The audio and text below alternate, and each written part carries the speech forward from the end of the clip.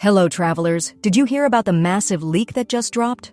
We're talking about the official 6.0 banner lineup, confirmed by HOMDGCAT, one of the most reliable sources out there for future banners.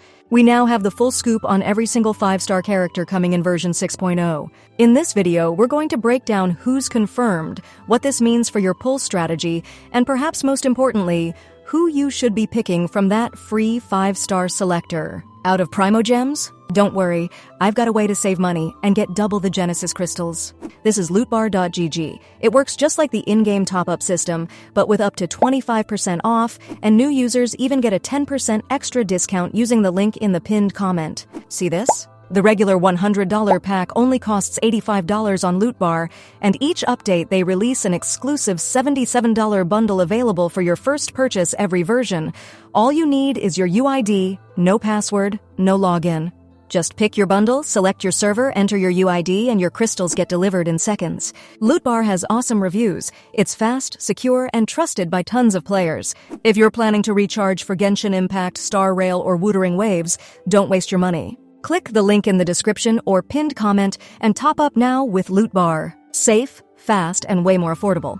First off, HOMDGCAT confirmed that both Llama and Flins are indeed the version 6.0 banner characters. That's not much of a surprise by now, but what was a little bit under the radar is that Nahida and Yelan are confirmed reruns in 6.0, just like I speculated earlier. And yes, I'll say it because it just makes sense. Both of them are getting new trials in version 6.0 from the Imaginarium Theater. Interestingly, HOMDGCAT didn't explicitly mention Aino as appearing in 6.0 banners, but based on other leaks and beta gameplay previews, she's expected to drop as Nodcry's first 4-star character, similar to how Kachina launched Natlan. I'm expecting her to feature in the first phase as the first 4-star Hydro Claymore user ever. She's basically the flavor queue that Electro and Dendro mechanics are going to be a core part of the late game, so keep an eye on her. But don't worry, everyone's getting a free copy of her at the start of Nodcry. Let's quickly break down what Flynn actually does now that his full kit has been leaked. He's a 5-star Electro Polearm user built as a main DPS, and his whole playstyle revolves around the new Lunar Charged reaction. His elemental skill puts him into something called Manifest Flame form, where all his normal and charged attacks deal electro damage that can't be overridden by other elements. No plunging here. It's all about fast-grounded combos. While in that form, his skill gets replaced by Northland Spear Storm, which hits in a straight line in front of him and also upgrades his burst for a few seconds. That upgraded burst, Thunderous Symphony, is a cheaper, quicker version of his normal burst that still deals AoE electro damage and counts as lunar charged. His normal burst, Ancient Ritual Cometh the Night, hits hard and then follows up with 3 delayed hits of lunar charged AoE damage. And if there are thunderclouds nearby, you get even more bonus damage on top. So yeah, this guy's kit is made to constantly pump out electro damage while enabling those new lunar reactions. He also gets a bunch of passive buffs. His elemental mastery scales with attack. His lunar charge damage goes up with every 100 attack he has, and he can even convert normal electro charged into lunar charged when he's in your team. That alone makes him a perfect core unit for reaction-based comps, especially with characters like Inefa. And his signature weapon is pretty cracked. It gives crit rate and buffs lunar charge damage by a huge amount after using a burst. Plus, you get crit damage and energy back after triggering a reaction. Basically, it's tailor-made for his playstyle and probably nobody else's. Overall, Flynn is shaping up to be a true lunar-charged powerhouse, not some generic electro DPS, but one of the first characters fully built around this new system. He's definitely a character to keep your eye on if you're into fast-paced, reaction-heavy teams. Now let's talk about Lauma, the 5-star Dendro Catalyst user. She's not just another Dendro support. Her kit is built entirely around a new reaction called Lunar Bloom, and she brings some of the most complex and elemental mastery-heavy mechanics we've seen so far. From what we've gathered, she transforms into a glowing, deer-like spirit during her charged attack, letting her charge forward for up to 10 seconds with extra stamina-based jumps and high resistance to interruption. That's already unique, but it's just the start. Her elemental skill has 2 modes. Tapping deals regular AoE Dendro damage, but holding it consumes a new resource called Verdant due to trigger Lunar Bloom damage. Holding also reduces enemy Dendro and Hydro resistances and generates stacks of a buff called Moonong, which powers up her elemental burst. That burst? Hallowed Hymn, the Moon of Many Hearts, is basically her entire playstyle in one move.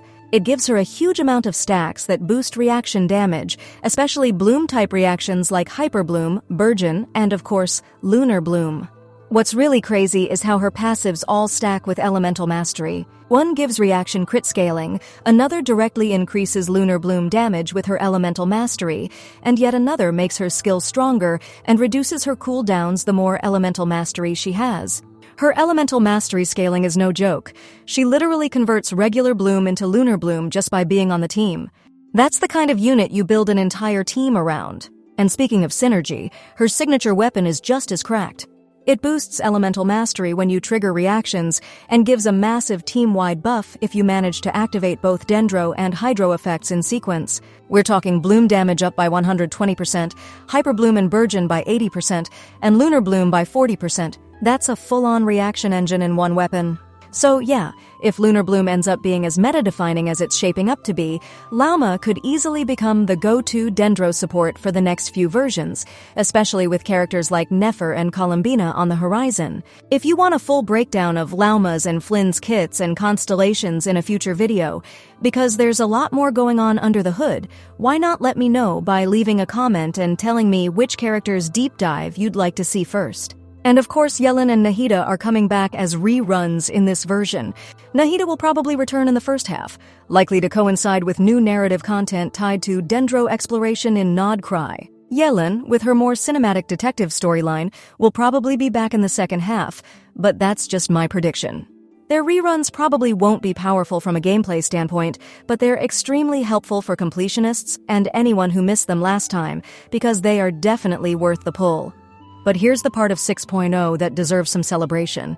For the 5th anniversary, you'll get to choose one of the following standard 5 stars: Keeking, Diluc, Mizuki, Jean, Mona, Tighnari, Dehya, or Chi-Chi.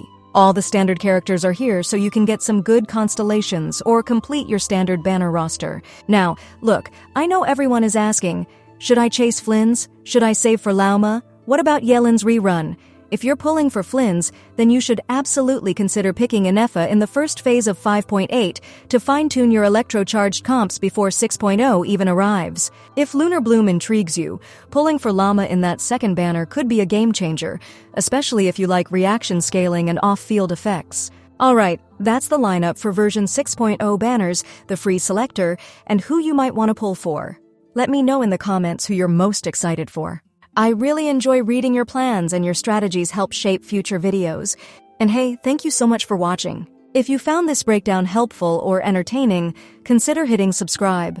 I always post leaks, banner evaluations, Primo Gem talks, and strategy guides as soon as they drop, so if you're looking to stay ahead of the curve, make sure to stick around. Catch you in the next one. May your pulls be lucky and your Primo Gem stash always full.